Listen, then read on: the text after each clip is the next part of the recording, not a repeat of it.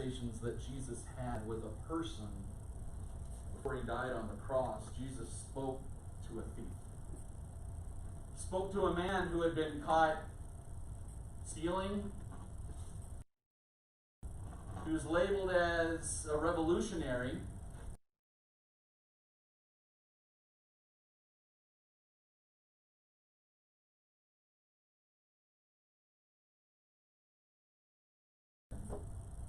We see throughout history your life, right? Maybe you lose an arm. Maybe you lose your ear. This man who was on the cross was losing his life because he was a thief. Forgiveness? Yeah, there's forgiveness. Jesus forgives. He looked over at this cross and he told this man, he says, today you will be with me in paradise. One of his last conversations was with a thief. What are we stealing from God? Is it time? It's not our time.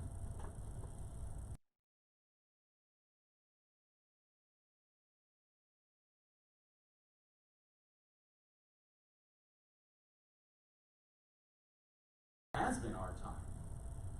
Any time that we have had has been God's time. Have we stolen any of God's time by being selfish with it? God?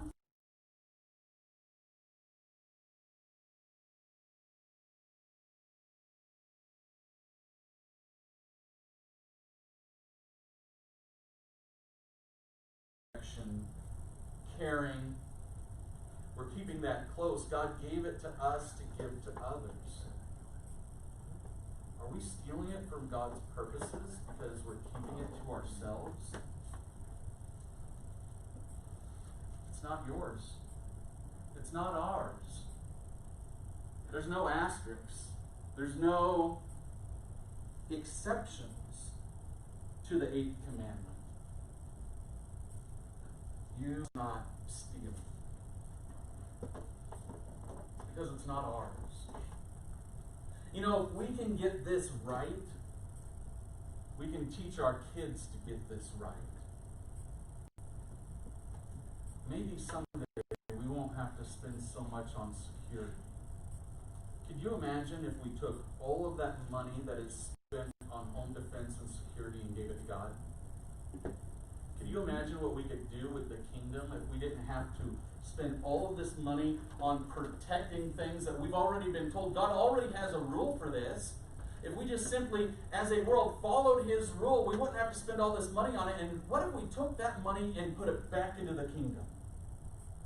Can you imagine how much change that we could make? It starts somewhere. It starts with us. Starts with us then teaching our kids. Maybe it is going back to the kids in our home and saying, hey, Billy, that's not yours. That belongs to her, and you can't take it without asking her. And she says it's okay, you need to take care of it. You need to be responsible for it.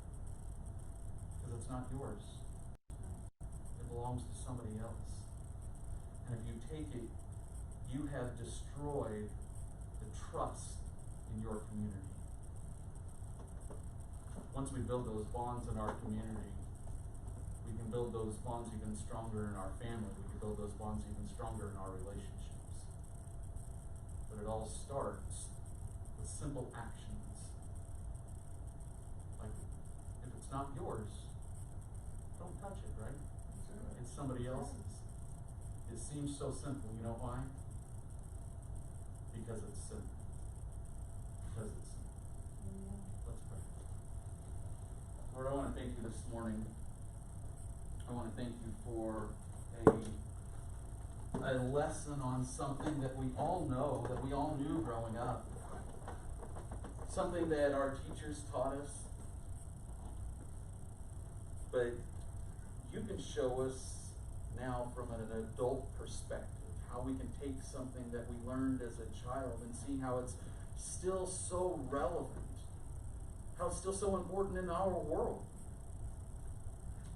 Lord, this morning, I thank you for reminding us that nothing we have is ours, that everything we have is yours, and that if we are not properly taking care of yours, your finance, your time, your gifts, your people, then we're violating this 8th commandment. Lord, I thank you for reminding us that saying something like it's just is compromising. It's not just compromising our values, it's compromising your values. Lord, this morning I pray that you will touch every heart here and just remind us when we're filling out that form that honesty prevents the theft. Even if they're too big to know, you're not too big to know, you know it. Lord, I just pray this morning that you'll let us walk in, you'll let us walk out and walk back into our lives just a little bit more aware of whose it really is, who it belongs to.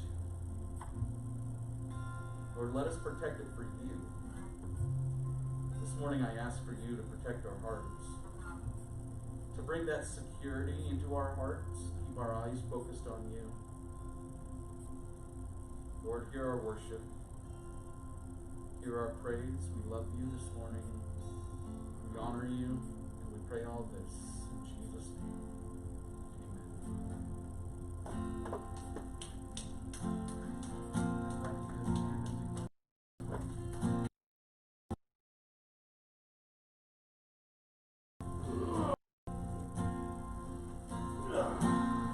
Sing all that I